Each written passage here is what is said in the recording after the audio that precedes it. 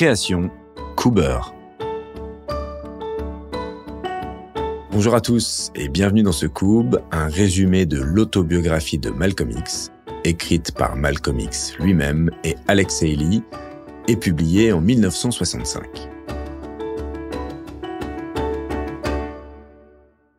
Alors, est-ce qu'il faut encore présenter Malcolm X ? Pour commencer, il est principalement connu pour être l'opposant de Martin Luther King. Martin Luther King, c'était un fervent défenseur de la non-violence et de l'intégration, alors que Malcolm X, lui, se situe plutôt du côté de la radicalisation et de la séparation. Mais finalement, on connaît assez peu l'origine des convictions de Malcolm X. En plus de la dimension historique de l'autobiographie de Malcolm X, le livre nous plonge dans une incroyable leçon de vie. On ressent la difficulté d'être un élève noir dans une société marquée par la ségrégation et l'esclavage. On comprend comment Malcolm X a réussi à reprendre le contrôle d'une vie dont le destin était pourtant tout tracé. On comprend aussi comment il est parvenu à se relever après avoir été terrassé par la dépendance et la dépression. En écoutant ce Coob, vous en apprendrez plus sur la vie de Malcolm X. Et surtout sur son histoire, qui est une parfaite illustration de ce que sont la résilience, la persévérance et l'abnégation. Cette autobiographie a été écrite en collaboration avec le journaliste Alex Haley. Alex Haley a eu de nombreuses entrevues avec Malcolm X, et ce sont ces entrevues qui leur ont permis de construire les bases d'un livre terriblement riche d'enseignements. Dans le livre, 6 moments clés de la vie de Malcolm X sont développés. Premier moment clé, une enfance marquée par la violence. Quand on lit l'histoire de Malcolm X, ce qui est frappant, c'est qu'on comprend rapidement que son destin est en quelque sorte scellé dès son berceau. Les débuts de Malcolm Little c'est son vrai nom, sont marqués par la violence de la ségrégation et du racisme qui font rage aux États-Unis et plus particulièrement à Lansing, la capitale de l'État du Michigan, où il vit avec toute sa famille. Il baigne aussi dans l'activisme dès son enfance puisque son père, Earl Little, qui est révérend, est un fervent adepte des enseignements de Marcus Garvey. Marcus Garvey, c'est un militant panafricaniste qui œuvre pour l'union des Noirs dans le monde entier et il est pour le retour en Afrique. Pourquoi ? Parce qu'il pense que les Afro-Américains devraient renouer avec leurs racines. Malcolm a finalement assez peu de souvenirs de son père. Il se souvient surtout de sa violence. Il faisait preuve de violence envers sa mère et ses 7 frères et sœurs. Étonnamment, son père n'était pas violent envers Malcolm. Il raconte qu'il était son favori. Il était, par exemple, le seul que son père emmenait au meeting dédié à Marcus Garvey. Pour lui, c'est parce qu'il était le plus clair de peau de toute la fratrie qu'il était le favori de son père. C'est plutôt étonnant, mais Malcolm l'explique par le fait qu'inconsciemment, son père reproduisait les traumatismes subis par ses ancêtres pendant l'esclavage. C'est-à-dire de favoriser les Blancs et les Métis plutôt que les Noirs. Malheureusement, la vie de la famille Little bascule le 28 septembre 1931. Malcolm a 6 ans à ce moment-là. Ce jour-là, sa mère, Louise Little, a un comportement étrange. Elle est angoissée et stressée. Elle pleure toute la journée sans raison apparente. En fait, elle sent que quelque chose ne va pas. Un drame va se produire. Malcolm raconte que sa mère semblait ressentir les drames. Il pense d'ailleurs qu'il a, lui aussi, hérité de ce don. En tout cas, elle n'avait pas tort, puisque c'est le jour où son père meurt. Il meurt, écrasé par les roues d'un tramway. Après le choc lié à la violence de l'accident, il faut retrouver les coupables. Tous les incidents désignent la Black Legion, une organisation terroriste suprémaciste blanche qui a été notamment très active pendant la Grande Dépression de 1930 aux États-Unis. Ce moment, c'est un point de bascule dans la vie de Malcolm. Mais ça confirme aussi ce qu'il pense depuis toujours. Si ses oncles et son père ont été tués par des Blancs, il n'y échappera pas non plus. Il sera lui aussi tué par des suprémacistes blancs. Malgré le décès de son père, la famille Little reste fière et digne. La mère de Malcolm rechigne à accepter la pension de l'État par fierté. Elle refuse également l'aide alimentaire qu'il leur est proposée. Elle préfère faire pousser ses propres fruits et légumes et abattre des lapins en campagne. Et c'est comme ça qu'ils parviennent finalement à joindre les deux bouts jusqu'en 1934. En 1934, la situation se dégrade. Malcolm X parle d'une détérioration psychologique de sa famille. Les revenus et la nourriture manquent. Et tout ça force la fratrie à aller voler dans les supermarchés. Malcolm a alors 9 ans et commet ses premiers vols à l'étalage. Sa mère a de plus en plus de mal à s'occuper de ses 8 enfants et devient de plus en plus absente, aussi bien physiquement que psychologiquement. Elle se met à parler toute seule et elle ne répond quasiment plus à ses enfants quand ils lui adressent la parole. La détérioration de leurs conditions de vie attire l'attention des services sociaux de l'État qui décident de placer les plus jeunes enfants en foyer, dont Malcolm. Et il en est convaincu, ce sont les services sociaux qui ont détruit sa famille. Pour lui, c'est en restant soudés et unis que sa famille aurait pu survivre et surmonter leurs difficultés. La séparation de la fratrie est, de ses propres mots, le dernier coup de massue asséné à la famille Little. Deuxième moment clé, sa vie en foyer, tu seras charpentier, pas avocat. À l'âge de 12 ans, Malcolm est placé au sein d'un foyer tenu par la famille Goanna, un couple âgé que sa mère connaissait. Mais même s'il est dans un environnement plus sain et stable, l'attitude de Malcolm X reste préoccupante. Il continue à voler et il devient même rebelle, notamment en cours. Il raconte par exemple qu'il s'est présenté un jour en classe avec un chapeau, alors que c'est interdit. Et malgré les ordres de son professeur, il a tenu tête et déambulé fièrement dans toute la classe avec son chapeau. Cette anecdote, elle peut sembler anodine, mais elle fait en réalité partie d'une longue liste de transgressions et de provocations qui va créer l'inquiétude de la famille Goanna. Après 1 an au sein de leur foyer, ils décident de l'inscrire dans une reform school. En gros, c'est un établissement pénitentiaire pour les plus jeunes. À seulement 13 ans, Malcolm est donc envoyé dans une sorte de prison pour enfants. On lui raconte que cette école lui permettra de corriger son comportement et de devenir quelqu'un dont tout le monde sera fier. Mais l'élément le plus important, c'est que cette expérience est son premier vrai contact avec des Blancs. Parce que l'ensemble des professeurs et du personnel de l'école sont blancs. Ce qui n'était pas le cas dans ses précédentes écoles. Il raconte par exemple qu'il a été frappé par leur odeur, mais aussi par la nourriture qu'il mange. En tout cas, les relations qu'il entretient avec eux, elles sont plutôt bonnes. En réalité, il devient presque même le chouchou de l'établissement.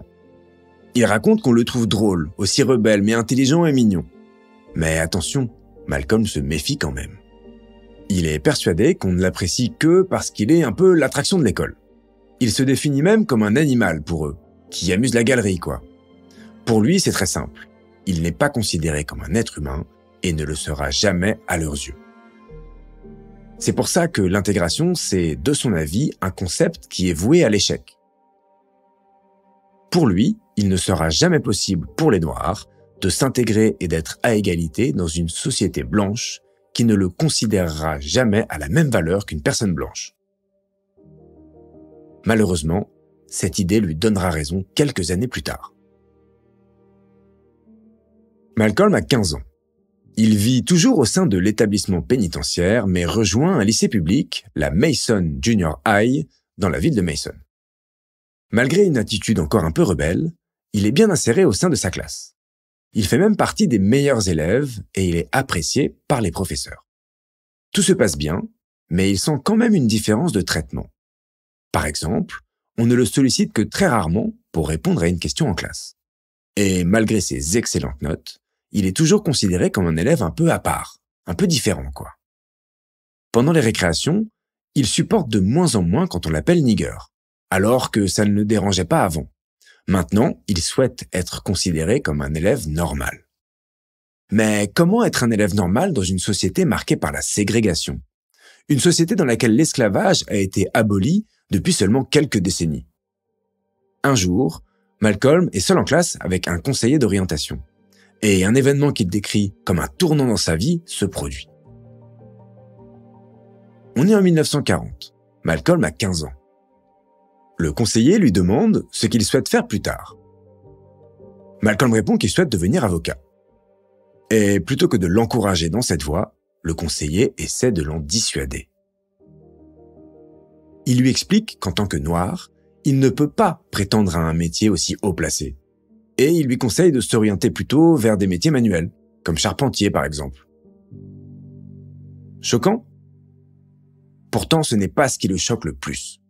Ce qu'il réalise alors, à ce moment-là, c'est que quand ses autres camarades de classe, blancs, disent en classe qu'ils souhaitent devenir avocat ou médecin, ils sont encouragés par leurs professeurs, alors qu'ils ont de moins bonnes notes que lui. Il comprend ici que, quel que soit son comportement exemplaire ou ses bonnes notes, il ne sera jamais assez intelligent, du moins aux yeux de la société. Et il est écœuré par un système scolaire qui ne croit pas en lui. Donc, il décide d'abandonner le lycée. Malgré son jeune âge, il a déjà conscience qu'en restant dans sa ville natale, il ne pourra pas créer la vie qu'il souhaite. Qu'est-ce qu'il fait? Eh bien alors, il décide de quitter le Michigan pour rejoindre sa demi-sœur. Elle s'appelle Ella. C'est la première fille de son père et elle vit à Boston. Malcolm la rejoint avec l'espoir d'une meilleure vie. Avec du recul, il raconte que cette décision a été la plus décisive pour le reste de sa vie. S'il était resté dans le Michigan, il serait certainement devenu charpentier. Troisième moment clé, son adolescence à Boston et la descente aux enfers. On est en 1942. Malcolm a 17 ans. La vie à Boston est radicalement différente de celle qu'il menait à Lansing. Pourquoi? Eh bien déjà parce que la situation de sa demi-sœur est plus confortable. Elle est chef d'entreprise et respectée par tous à Roxbury, un quartier huppé de Boston. Mais par-dessus tout, c'est le charisme et la fierté de sa sœur qui impressionnent Malcolm. Ella, c'est une femme imposante. Elle est très foncée de peau et elle n'a pas la langue dans sa poche. Et elle est aussi activiste pour les droits civiques. C'est donc clairement un exemple pour Malcolm. Ayant quitté le système scolaire, Malcolm doit se créer un nouvel avenir à Boston. Il doit commencer par chercher un travail. Il arpente donc les rues de Boston et principalement celles du quartier de Roxbury.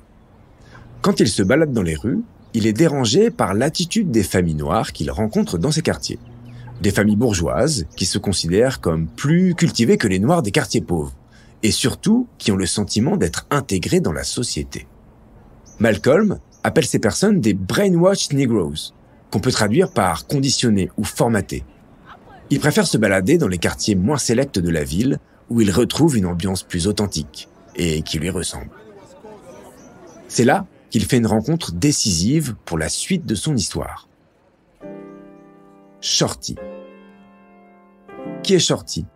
Eh bien, c'est un jeune homme de 10 ans son aîné, qui vient lui aussi du Michigan. Et ce Shorty lui trouve un emploi en tant que cireur de chaussures dans les clubs de jazz. Malcolm commence donc sa vie d'adolescent entouré des plus grands artistes de jazz de l'époque. Duke Ellington, Count Basie font partie de ses principaux clients. Il découvre un monde de faste, de paillettes et d'excès. L'alcool coule à flot, et c'est là qu'il prend de la drogue pour la première fois.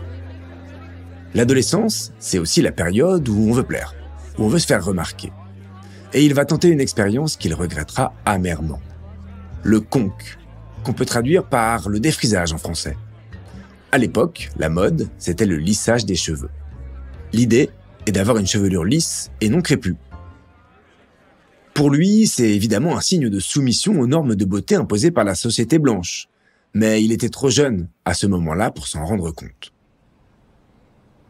Sa vie à Boston est plutôt tranquille, voire trop tranquille pour lui. Après seulement quelques semaines, il quitte son emploi de cireur de chaussures et il cherche un nouveau travail qui lui permettrait de voyager à moindre frais. Le job est tout trouvé. Il sera personnel de train. La chance qu'il a à ce moment-là, c'est de faire beaucoup plus vieux que son âge. Quand il se présente au conducteur de train, il lui dit qu'il a 21 ans, l'âge de la majorité aux États-Unis, alors qu'en réalité, il n'en a que 17. Quoi qu'il en soit, il obtient le poste et ça lui permet de parcourir toute la côte est des États-Unis. Il choisit de faire la liaison entre Boston et New York. Depuis son enfance, on lui parle de New York City, la ville qui ne dort jamais et où tout est possible. Il rêve d'y aller depuis toujours, mais il ne sait pas vraiment à quoi s'attendre. Lorsqu'il y met les pieds pour la première fois, il se rend à Harlem, le berceau de la communauté noire. Et il parcourt les lieux mythiques de la ville. L'Apollo Theater avec ses battles de danse au pied de l'entrée. Le Teresa Hotel où se trouvent les familles noires les plus aisées du quartier. Il finit sa visite au Braddock, qui est un haut lieu du jazz à cette époque. Ella Fitzgerald et Dizzy Gillespie font partie des stars les plus prestigieuses qu'il rencontre. Il raconte par exemple avoir croisé Billie Holiday, avec qui il nourra une forte amitié. Il décrit Harlem comme un bazar géant où se côtoient d'anciens soldats, des familles aisées et des jeunes comme lui qui sont en quête de sens et d'un nouvel élan. En tout cas, il lui faut très peu de temps avant de tomber amoureux de la ville et de devenir un véritable Harlemite, comme on appelle les habitants de Harlem. Après quelques mois, à profiter des arrêts de train pour visiter la ville, il décide de poser ses valises. Il quitte son emploi de personnel de train et trouve un job en tant que serveur dans un bar au centre de Harlem, le Small's Paradise. La particularité de ce bar ? Une clientèle majoritairement blanche. En tout cas, Malcolm ne refuse pas le poste. Son futur est ici, à Harlem, il en a aucun doute. Être adolescent sans ressources à Harlem dans les années 40, eh bien c'est l'assurance de faire de mauvaises rencontres et de tomber dans la délinquance. Et clairement, Malcolm n'a pas dérogé à la règle. Au Small's Paradise, parmi la clientèle blanche, se niche une petite table où se retrouvent les dealers les plus redoutables du quartier. Parmi eux, West Indian Archie, un natif de Harlem d'une 60aine d'années, qui voit en Malcolm, qui a seulement 17 ans à l'époque, un potentiel atout pour gagner encore plus d'argent. La descente aux enfers commence véritablement à ce moment-là. Il découvre l'argent facile en dealant des narcotiques et de la cocaïne, mais pas seulement. West Indian Archie lui fait faire la rencontre de Cadillac Drake, un proxénète avec qui il travaille. Cadillac Drake lui propose de devenir son associé pour recruter des prostituées et trouver des clients. Ça peut vous sembler incompréhensible d'accepter ce genre d'offre, mais il faut comprendre que le milieu où il vivait était gangréné par le banditisme et que donc il était presque impossible pour un adolescent des rues d'échapper à ce business. De dealer, il devient lui aussi addict et, comme il le raconte, il perd littéralement pied. Il devient paranoïaque et fait l'acquisition d'une arme. Il craint les représailles d'autres dealers dans le milieu. Le port d'une arme lui vaudra d'ailleurs de multiples signalements à la police. Les années passent et les rues d'Harlem deviennent de plus en plus dangereuses. West Indian Archie, qui était son acolyte, finit par le suspecter de détourner de l'argent. Il devient sa cible. En plus de ça, la police est à ses trousses. Bref, le climat devient irrespirable. Qu'est-ce qu'il fait ? Il quitte New York City pendant quelques temps et retourne à Boston, en espérant se faire oublier. Le retour à Boston ne signe pas la fin de sa descente aux enfers. En fait, c'est bien pire. Toujours aussi addict aux narcotiques, il retrouve un réseau de drogue non loin de Roxbury et il continue son activité de dealer et de proxénète. Il se met également au cambriolage. Pendant plusieurs semaines, il entre par effraction dans les habitations les plus luxueuses de Roxbury et il vole des bijoux, des montres qu'il revend au prix fort.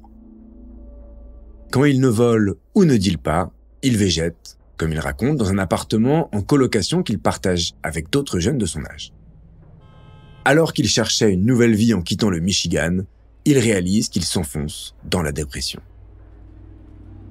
L'événement qui va suivre est pour lui ce qui l'a sauvé d'un destin bien sombre. Le moins que l'on puisse dire, c'est qu'il s'agit clairement d'un tournant dans la vie de Malcolm. Alors qu'il s'apprête à revendre une montre volée dans un magasin de bijoux, il est arrêté par le détective Slack. On est en 1946, Malcolm X a 20 ans et il est condamné à 10 ans de prison pour vol et détention illégale d'armes à feu.